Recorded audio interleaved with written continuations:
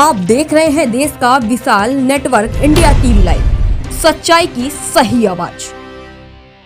હું સાણંદ ઘટક 1 માંથી આંગણવાડી માધવનગર 3 માંથી પટેલ અલકાબેન બોલું છું અને આજે અમે ઘટક 1 અને 2 ની 214 જેટલી આંગણવાડી વર્કરો ભેગા થયા છીએ। અહીંયા અમે મામલતદારને બીએલઓ તરીકેનું અમને આપવામાં આવ્યો છે ઓર્ડર, એની રજૂઆતમાં અમે મામલતદારને આવેદન આપવા આવ્યા છીએ, કારણ કે એ કામગીરી અમને મંજૂર નથી અને જો આગળ પણ આ કામગીરી અમને સોંપવામાં આવશે તો અમે આ વિશે ગાંધી ચિંધે માર્ગે અમે ઉગ્ર આંદોલન કરવા તૈયાર છીએ અને આ સિવાયની અમારી જે વધારાની કામગીરી છે એમાંથી પણ અમને મુક્તિ આપો અને અમને જે હાઈકોર્ટથી ઓર્ડર મળેલો છે જે અમને કાયમી કરેલા છે એ પણ અમને એ લોકો સ્વીકારતા નથી, તો એ સ્વીકારીને અમને લોકોને કાયમી કરે અને માનદ વેતનમાંથી અમને છુટકારો મળે।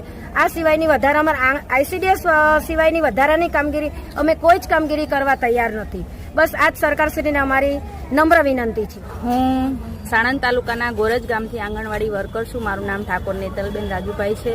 અમે આજે બધી બહેનો સંગઠનમાં ભેગા થયા છીએ। સાણંદ તાલુકાની ટોટલ 214 બહેનો છીએ, આજે આવ્યા છીએ। અમને બીએલઓની કામગીરી સોંપી છે, જે આમાંથી અમારી 100% બહેનોમાંથી 25% બહેનો જ ભણેલી છે, બીજી બહેનો મોટી ઉંમરની છે, જેને ફોર્મ ભરતા નહીં ફાવતું, ઇંગ્લિશ વાંચતા લખતા નથી ફાવતું, ઓનલાઈન કામગીરી નથી ફાવતી, એવી બહેનોને બીએલઓની કામગીરી સોંપી છે। અમે બીએલઓની કામગીરી કરવાના નથી, કેમ કે ઘણી બધી બહેનોને સમસ્યા અમારે આંગણવાડીની આઈસીડીએસની એટલી બધી કામગીરી છે, ઓનલાઈન ઓફલાઈન ઘણી બધી કામગીરી છે, એના સિવાય અમે અધર કામગીરી શું કામ કરીએ? અમને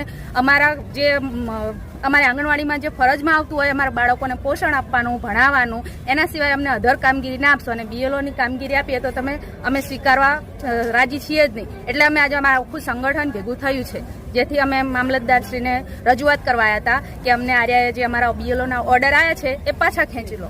મારું નામ પટેલ રેખાબેન જિગ્નેશ કુમાર, હું સાણંદ તાલુકાના સાણંદ ઘટક 2 ની આંગણવાડી કાર્યકર વનાળિયાથી વાત કરું છું। આજે અમે બધી બહેનો જે બીએલઓની કામગીરી સોંપવામાં આવી છે એનો વિરોધ અથવા તો એના માટે મામલતદાર સાહેબશ્રીને જાણ કરવા માટે અહીંયા એકત્રિત થયા છીએ। બીએલઓની કામગીરી ખરેખર અમને આપવી જ ના જોઈએ, કારણ કે એ કામ અમારું છે જ નહીં। અમને આંગણવાડી માટે જે કામ અમારે કરવાનું છે એ કામ અમને કરવા દો। તમે એ કામ નથી કરવા દેતા અને પરિપત્ર સરકારનો ઠરાવ થયેલો છે તે છતાં પણ અમને વધારાની કામગીરી સોંપવામાં આવે છે, તો સરકારશ્રીને વિનંતી છે કે અમને આવી વધારાની કામગીરી સોંપે નહીં અને આ જે કામગીરી અમારી જે બાળકોને પોષણ આપવાની, બાળકોનું ધ્યાન રાખવાની એ કામગીરી છે, જે અમારે ઓફલાઈન ઓનલાઈન કામગીરી કરવાની છે એ કામગીરી અમને કરવા દે। તો જે કુપોષણનું સ્તર છે અત્યારે જે આરોગ્યનું સેમ બાળકોનું છે એ આરોગ્યનું કામ છે, છતાં પણ અમને આપવામાં આવ્યું છે એ પણ અમે કરીએ છીએ, તો એવા વધારાના કામ અમને ના આપે એવી અમારે નમ્ર વિનંતી। देश और प्रदेश की खबरों के लिए अभी सब्सक्राइब कीजिए इंडिया टीवी लाइव, साथ ही बेल आइकन को दबाना बिल्कुल ना भूलें, जिससे सबसे पहले खबर आप तक पहुंचे।